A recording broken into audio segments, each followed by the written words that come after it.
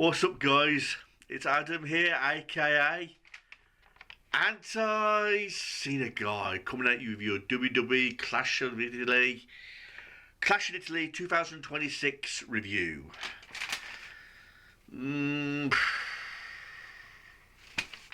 not gonna lie, guys, I'm tired as fuck right now. Clash in Italy has just finished, and I feel total fucking burnt out after watching this pay-per-view.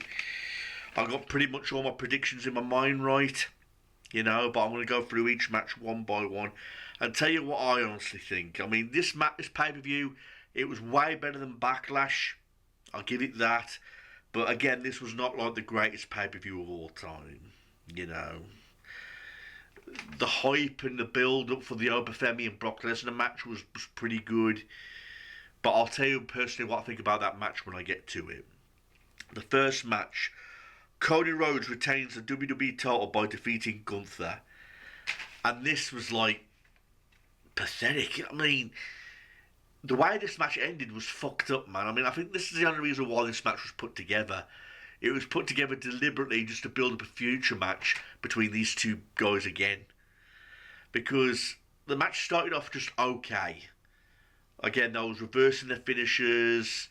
Gunther did a few chops and it was like a basic match. I mean, it was okay, but you wouldn't say it was for the WWE Championship. I mean, why the fuck do WWE keep putting the WWE title matches first to open up the show? I mean, it's supposed to be a big deal, the WWE Championship. It's the main championship of the company. And you put it first, for an opening match. An opening match should be a singles match to kick off the show in a good way.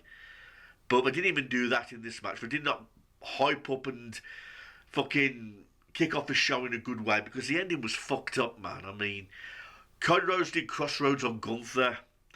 Gunther's foot was underneath the bottom rope. And then when the referee did the 3 count, Gunther lifted his foot for a kick out. And I think to myself, what a shit finish for an opening match. It's for the WWE Championship as well. So this match was like only put together just to set up another future match between Cody and Gunther again. So Gunther's arguing with the referee a little bit, saying my foot was under the rope. They clearly show this in the replay. So why didn't the match restart? If they just proved that this match was a botch, and they fucking proved that Gunther's foot was underneath the rope, surely the referee would have seen it on the monitor when they did the replay. So, why didn't the match restart? Why didn't they fucking carry on with the fucking match? This is a dumb fucking stupid move in my opinion. And again, it was for the WWE Championship as well. Never would have you got away with that in the old days. Rhea Ripley defeated Jade Gabriel to retain the Women's Championship. And quite honestly, I thought this was just boring. You know what I mean? Which I'm really sad to say because I like Rhea Ripley. Jade Gabriel, I still can't quite get behind her yet. Yes, she's strong. Yes, she's athletic. But it was Jade Gabriel beating up Rhea Ripley the whole time. Rhea Ripley didn't really do shit in this match. And Rhea Ripley has had way better matches against other people. But this was disappointing. I mean, it was Jade Gabriel beating up Rhea Ripley the whole time. And to tell you the truth, the match only hyped up a little bit towards the end, where she slammed Jade Gabriel on the ring apron on her back. There was a little bit of outside interference, and then Charlotte Flair, dressed in denim, fucking helped Rhea Ripley get the victory over Jade Gabriel. But the match itself wasn't very good. So we kick off this show with 2 no good matches in a row. You know what I mean? So what the fuck can I say about that? You know what I mean? I'm happy Rhea Ripley retain the title. I prefer her over Jade Gabriel. But so far we've had 2 title matches in a row that weren't that good. So. And in the third match, Brock Lesnar defeated Obafemi. The match starts off with Brock Lesnar giving Obafemi about 3 or 4 F5s right off the bat. Right before the match starts. And I think to myself, no. After all that hype, after all that fucking build-up, don't you fucking dare give us a squash match. And I thought that's exactly what was going to happen. But no, surprisingly enough, The match lasted a little bit longer. There was even a part in the match where Brock Lesnar gave Obafemi an F5 through the announce table. They tried to make Obafemi look indestructible because he got up from the F5 through the table and got back in the ring to beat a 10 count for being counted out. I think in this match he must have received at least 7 F5s in this match, but after the last F5 he was out. Brock Lesnar won as predicted. You know what I mean? It would have made no sense for Obafemi to beat Brock Lesnar twice in a row. But again, this is just to build up another future match. Because that's what this match card was all about. It was either about doing fuck all, or it was all about building up a future match for the future. Because that's what they did with the Cody Rhodes and Gunther match. No doubt Jade Gabriel will get another women's championship match against Rhea Ripley. And now Brock Lesnar and Obafemi are 1-on-1. You know, and Brock Lesnar said at the end of the match, 1-on-1, you're done, bitch. So which this clearly means they're going to have another match, basically. But at the start of this pay-per-view, Triple H said this was a WrestleMania match card.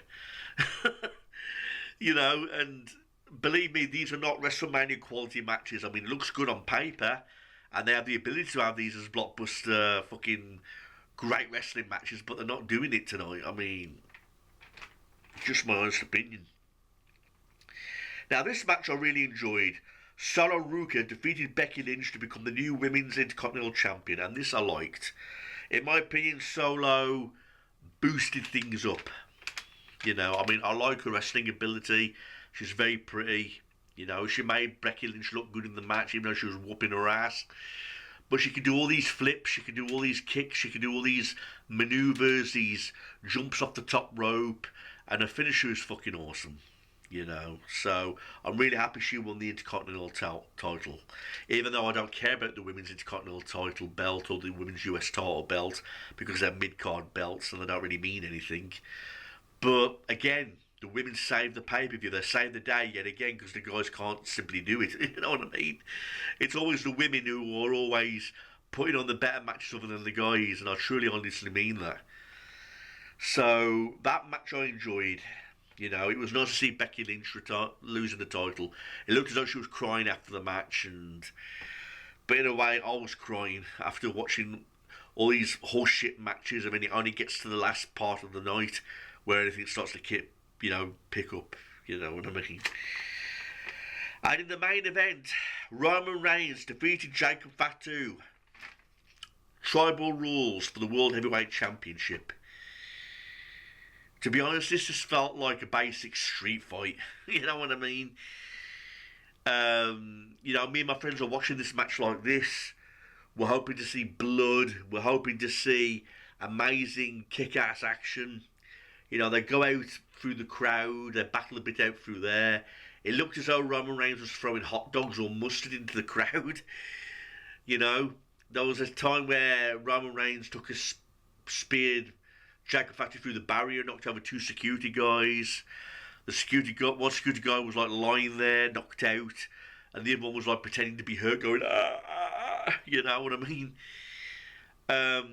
This match only livened up when Roman Reigns used a toolbox on Jacob Fatu's hand. You know, smashing his hand into fucking pieces with a toolbox. There was a chain in the toolbox. I could have used the chain, but nothing, you know what I mean? And the match ended with first spearing Jacob Fatu through a fucking through a fucking normal table in the corner, and then doing a spear, and then fucking winning. And now Jacob Fatu has to go back to his old services and acknowledge Roman Reigns. And it wasn't just for the world title, it was for a fucking plastic necklace. You know what I mean? So, and then Solo was in the crowd, indicating that he wants to be next to be in line for the World Championship. The Usos leave with Roman Reigns, and then that was your fucking pay-per-view. So, nothing exciting happening, really, this clash in Italy. To be honest, the truth, if I would have paid money to go and see this live, I'd be really fucking disappointed. I mean, overall, the first match was a joke with a shitty ending. Second match, shitty match, but glad Rhea Ripley retained. Brock and Obafemi, round 2. It was better than the WrestleMania match, but Brock won out of predictability, and my prediction was right. But this is just to set up another third match because I'm now drawing 1-1. Solo Ruka defeating Becky Lynch. I'm happy about that. This was probably the best match on the card.